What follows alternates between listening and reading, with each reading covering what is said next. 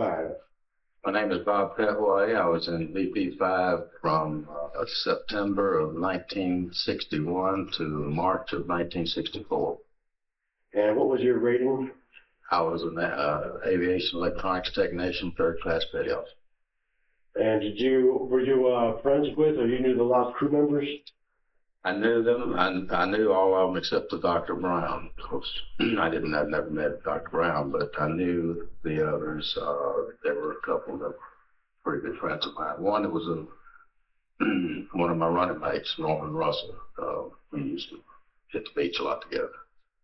But yes, I knew all the crew members except the doctor that was kept with it.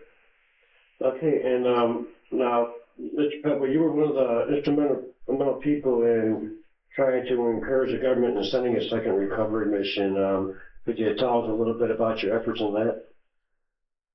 Yes, back in, I retired in '96 from the government, and I had very few contacts with the old squadron that I'd kept up, but I had one that a friend of mine, and he started telling me about the VP Navy website.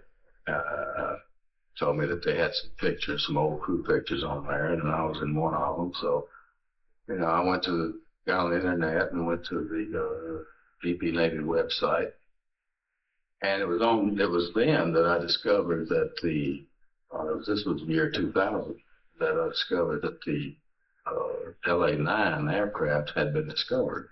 I had wondered for 40 years whatever happened. I got out of the Navy in '64 and went back to Atlanta and began going to college at night and working Lockheed in the day. And if it was on the national news in '66 when they found the aircraft, I missed it. I never knew it. And so then I wondered for 40 years what had happened to that crew. We all presumed back in '62 that they went down at sea.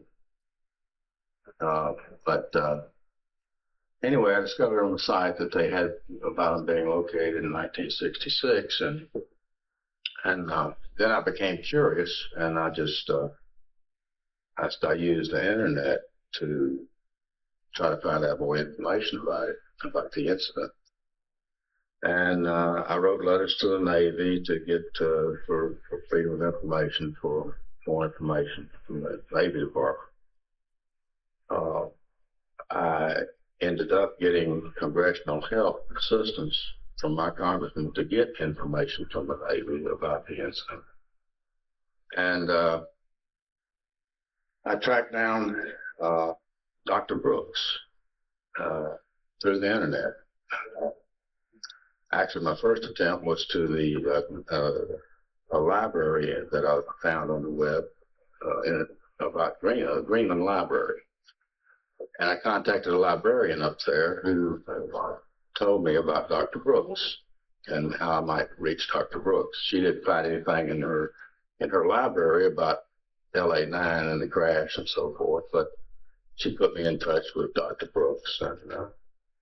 And then my first communication with Dr. Brooks, he told me about having gone back to the crash site in 1995, and after, he was under the impression from 1966 that all of the remains had been recovered. He said he went back there in '95 and that there were still human remains there at the crash site. And that's what started. And was you finding that out? Was that the first time where that family members and those squad members were able to find out that there were still remains up there? Yes, that's what started the quest. That just didn't sit well with me, and I thought about it for some time whether or not to let the family members know. It's been 40 years, but eventually we did that, and I had several others helping me. Don Latimer was instrumental in locating people. Don's very good at he's a genealogist, and he was very good at locating families and surviving family members of those crew members 40 years after the fact. We had some tough ones. We had a name like Smith. We had one Smith. We had one Brown. people moved, people died. It was tough to find the next of kin on quite a few of them. But we have located all of the next of kin of all 12 that are still alive. We found the families and got the families involved in trying to get the Navy to go back and make a second full recovery. And in your efforts in trying to get the Navy and the government to send a second recovery, I understand that they're calling this incident a peacetime mishap, as well as the incident from 1946 in the Antarctic. Can you tell us what you know about what this has to do with recovering the bodies or not? Well, that is that's what they said initially, that the LA-9 incident, as well as the George 1 incident in Antarctica, were peacetime mishaps, and they did not fall under the umbrella of the law that was passed by Congress for recovery of U.S. military personnel killed overseas during, where was it? During wartime. Yeah, during wartime, it's the law that was passed. So that the LA-9 incident and the George 1 incident fell kind of in a bureaucratic crack, where there were no funds provided for this type of recovery, and that that's what it took a lot of effort, a lot of mailing campaign nationwide, and members of the family and friends of the deceased crew became involved in a lot of petitions to Congress. I think we're past that. I think they're going to find the funds, and I believe it's going to happen. Just a matter of time. Okay.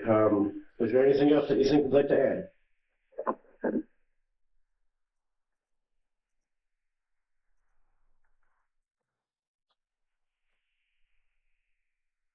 No, I'm so tempted to, but no, I'm not going to get bitter. I'm not going to blast the government.